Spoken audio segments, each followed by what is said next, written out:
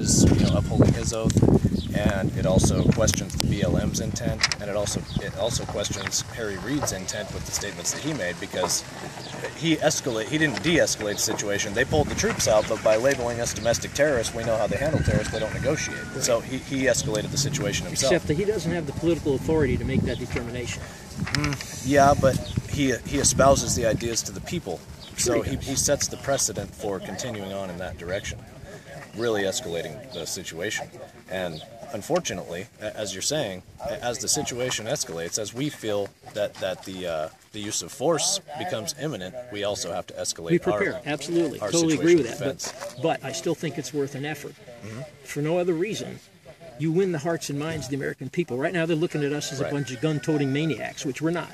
We're constitutionals, and that's what we do. The ones who aren't paying very close attention are looking at it that way, Which is most of them. I agree. How do we get that back? We need to be able to present that we are the reasonable force here. We are the reasonable people, and that's why. Even if it fails, it's a strategic tactic that makes them look bad, because they'll say no, or maybe they'll say yes. So Either way, we if win. you can write that up and have a presentation for it, if you feel comfortable shooting from the hip, then we can do that. As the deputy majority leader of the New Hampshire How do you feel? 400 representatives. Perfect. So I can speak well. You can speak in front of I got a little hot about the picture also, stuff. that document that I was talking about, yes, what it ultimately ends up in is an injunction against the federal government for bringing in any type of force in here.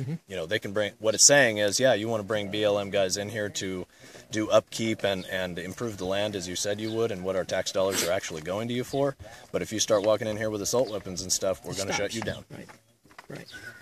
I'll prepare a document, and I'll have it to you by... Well, we haven't formally met. My name's Ryan Payne, sir. I'm Bob Guy from New Hampshire. My pleasure.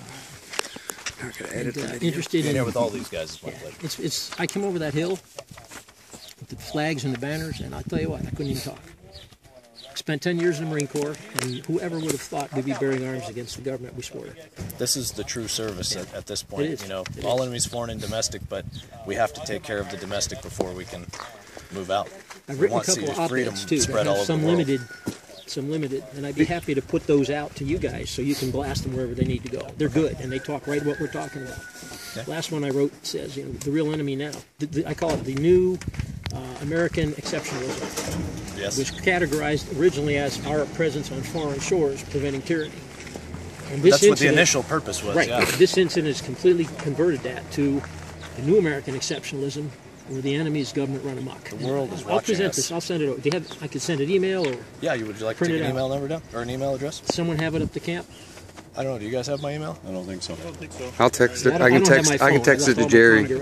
I'll text it to Jerry. Awesome. How do you feel? I mean, Mr. Bundy's framed it this way, and I've talked to Jerry about this. The only reason the militia is standing here on this ground right now is because the sheriff won't do his job. That's right. So why wouldn't, especially you, maybe you and Jerry, go in and explain?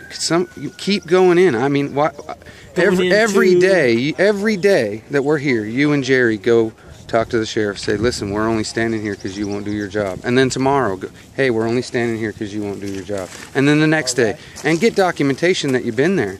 Every day, go tell the sheriff, we're only here because you won't do your job. We're only here because you won't do your job. There's 3 different wars being fought. I understand.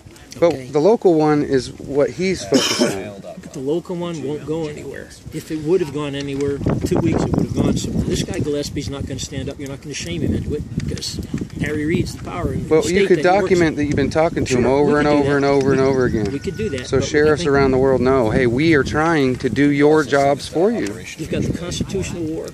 You've got the tactical war, you've got the political war, and the PR. It's actually 4, the PR war. Other guys look at that. And I have a nephew that's incredibly astute at the multimedia stuff. Right. We're losing.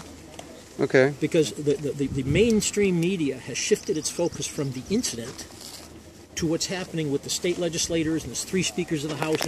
That's where the mainstream's going. They're not our friend to begin with, but what they are covering is not us because we are domestic terrorists. But if you get the sheriff, but that's the thing. If you get the sheriffs to do their job, then we're not. Their media, I watch their media because they were here. A, there's no E. AID, the number 1. I watch Al Jazeera. I fly into the Middle East. Again, United, 777, I fly over the world. They are more objective by far than any news media in this country. People don't like it that they'll cover the terrorists, but they don't understand that we're labeled terrorists as well. And in my experience, the people that I fought against I respect them way above a lot of the Americans that I know, because at least they were willing to take a stand for what they believe in. And know that they're not free yet. They're serfs, and they're happy. The banks, the corporations, and I call the military-industrial complex of Eisenhower. Those people are the vassals, and the bankers are the lords. The best People slave want is to one just who live doesn't their know he's a life. slave. Exactly.